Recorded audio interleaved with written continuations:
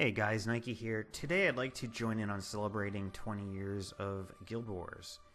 This franchise has meant a lot to me over the past 2 decades and has given me opportunities and experiences along the way I never could have possibly foreseen, not to mention friendships going back to the launch of Guild Wars 1.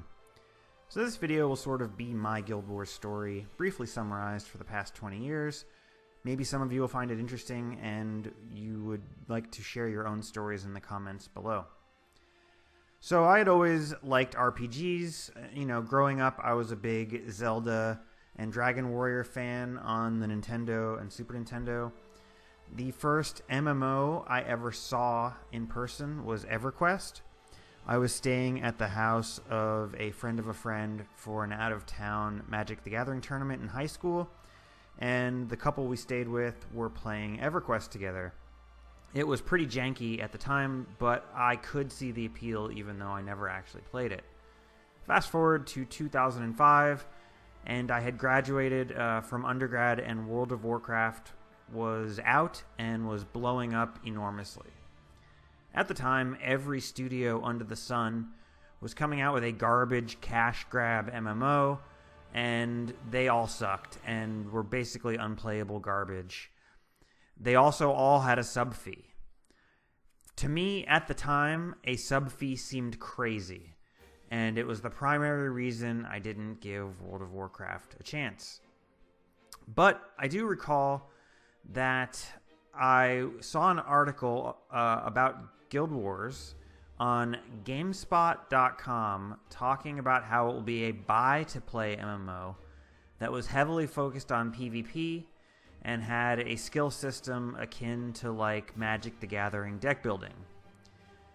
Just reading that little summary, it was clear from that moment that I was the target audience for this game.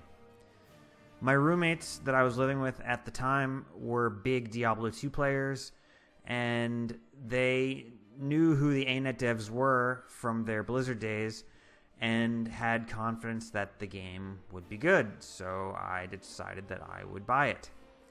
On Thursday, April 28th, 2005, launch day for Guild Wars 1, I went on my lunch break from my office job to the mall and bought a copy of Guild Wars. I was so excited to play that I called back to the office and said I wasn't feeling well and was going to not be able to make it back after lunch. I was hooked from the start. My first character was a Necromancer, and I had the idea of using a dual-class warrior to be a melee combat enjoyer who used vampiric lifesteal skills to make up for the squishiness of the light armor compared to warrior main class. Obviously, in hindsight, this was an absolutely terrible build, but who knew any better? Once I finished the story and realized that Necromancer at launch wasn't particularly desirable in PvE groups, nor was it used much in PvP for the sort of launch PvP meta, I re-rolled to Elementalist. My roommates and I played a lot of 4v4 team arenas, and we met a bunch of other PvPers, and we eventually got into a guild of surprisingly good players, considering how random sort of recruitment was in those days. There was no qualifications or anything to check. You just played a lot of random arenas and a lot of 4v4 arenas, and you got to know people, and you just made a guild with people that you knew. Our crowning achievement in that very first guild was winning the Hall of Heroes and holding it 3 times in a row and getting the favor of the gods for North America. The amount of whispers that I got from players for that, because at the time the only way to access the Underworld and Fissure of Woe was for your region to win 5 successive matches in the Hall of Heroes, was insane and a huge experience. I mean, my screen, my chat literally blew up with whispers from random people congratulating us and thanking us, and it was just a really amazing experience for a new player. From that day on, I was ravenous about PvP in the game. I quickly realized that GVG was more prestigious and attracted better players than the Hall of Heroes. And my first guild fell apart when half the people didn't want to become a GVG primary guild. So I started looking for another guild, and I joined my next guild through the guild advertisement section on the Idiot Savants forum, which was the hub of serious GVG players at that time. This guild was called Serpents, and though I was only in Serpents for a few months, several of the players became great friends who I've kept in close contact with to this day. Serpents broke up mostly because our time zones didn't work out. We had half the guild was on the East Coast and half the guild was on the West Coast of the U.S., and by the time the West Coasters would get home from work and would be able to GVG, get home from work, have dinner, do all that stuff, and sit down to game, it was already getting to be like 10 at night for the East Coasters. So we had trouble actually GVGing more than twice a week, and if you really wanted to be good, you needed to be playing like 5 nights a week, to be quite honest. So the time zone thing really didn't work out, and everyone sort of went their separate ways. My next few guilds were a disaster of egos and broken promises, to put it lightly, or maybe to put it dramatically, by the different guild leaders that I encountered. As I tried to rise up the ladder of getting to better and better guilds, and associating with better and better players. Eventually, I made a core group of friends that were in the guild Vox and another guild called IA that did Hall of Heroes sales. These two groups merged to form a GVG guild, and I joined as like a midliner and flag running specialist.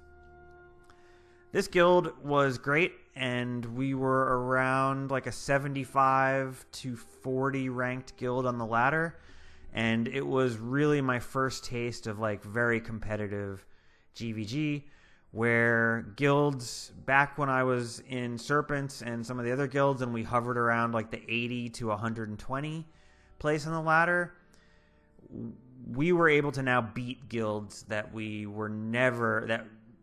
In this new guild, we were able to like trash guilds that had previously I was used to being trashed by, and it was just a huge step up. And also, it was a huge step up for me in that for the first time in my Guild Wars 1 experience, I realized I was the worst player in the guild. I quickly realized that I was playing with some very talented players, and I wasn't nearly as good as them, and the only way that I could prove that I deserved to be there was through hard work and a lot of conscious practice at the one role that I had the ability to focus exclusively on and get good at. So yeah, this guild was great, and they were basically my core play group until the end of Guild Wars 1.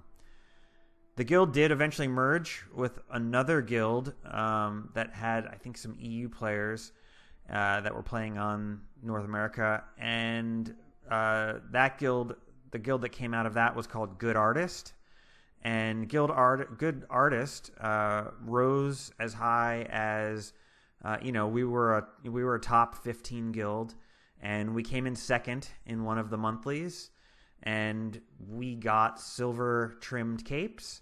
And let me tell you, back in those days, the only way to get a cape trim was GVG, monthly tournaments. And so having a silver cape trim was one of the most, at the time, very satisfying things. It's akin to winning a gizmo in PvP now in Guild Wars 2. It was just great to like walk around the lobbies and have my silver trim cape on, and people, definitely noticed and respected that. But at this point, my life was starting to change. The reality is I was working a full-time job, and I was preparing to go back to school in order, to pursue a career in the legal field. And this was sort of crushing my ability to stay competitive. At the time, to be in, a top 15 GVG guild, you really did have to play PvP for 8 to 10 hours a day. I simply couldn't do it anymore, and I really didn't want to be an anchor in the group anymore, so I took a step back and became a backup. I basically was, my account was in the guild. I would do enough daily ATs to get qualification points randomly, so that I could play in the monthly if one of the main 8 people couldn't make it, but no more than that. So eventually, Good Artist merged with another guild, and the outcome of that became Rebel Rising. And Rebel Rising, as you may have heard, is the most famous and successful GVG guild in Guild Wars 1 history. And so I'm proud to be even tangentially associated with them as, a bench warmer's bench warmer for Rebel Rising. But yeah, that sort of caps my history in Guild Wars 1 PvP. By the time that Nightfall had launched and was maturing, the PvP scene was dying fast and players were drifting away. By Eye of the North, I didn't have essentially anyone to play with anymore, and I was basically done with the game except for, Hall of Monuments. Knowing that Guild Wars 2 was coming, I set out to get GWAM and 50/50 in my Hall of Monuments. And this was really the first time ever I paid any attention to PvE in the game, besides, doing the story completion and, leveling my characters up and stuff, my PvE characters. When Guild Wars 2 launched, all my friends from Serpents were back, and our plan was for Guild Wars 2 was to be simple, to be a tournament PvP team during the downtime of tournament PvP, to be like a small scale world v world, like Havoc sort of roaming team. As we were all PvP players primarily from Guild Wars 1, we didn't have much of an interest in Guild Wars 2 PvE initially. 2 things changed that, though, and set me on a different course that led me to where I am today. First is that the tournament system for SPVP in Guild Wars 2 launched in a horribly unplayable state and was quickly disabled and then scrapped. Without tournaments and without a guild leaderboard, we didn't really have any interest in it. There were, ANET, championships and stuff, but that's not sort of what we wanted. We wanted the Guild Wars 1 experience of, daily automated tournaments leading into a monthly automated tournament, which Guild Wars 2 eventually got, obviously, as you know, but not for a long, long time. And by then, things had changed. So without tournaments and without a guild leaderboard, we didn't really have any interest in SPVP in Guild Wars 2. World v World was still very fun. But we needed a way to gear our characters fast. And that either required gold or something else. And the best way that we saw to do that was dungeons. So we began running COF Path 2 as fast as possible to farm dungeon tokens and gold.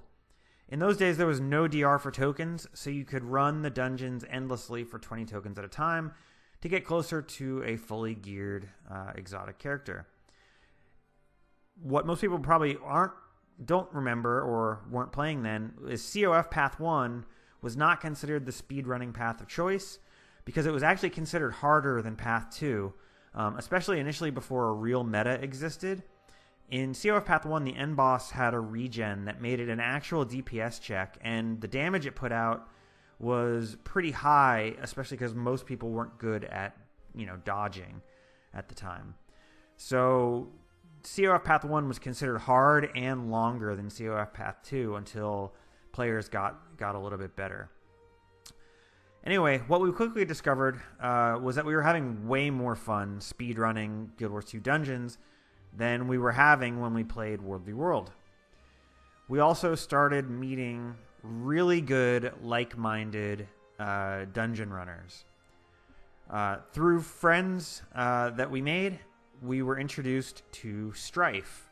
Now, Strife, if you recall, if you're a launch Guild Wars 2 player, was a member of D&T, and he was the OG guide maker for endgame PvE in Guild Wars 2.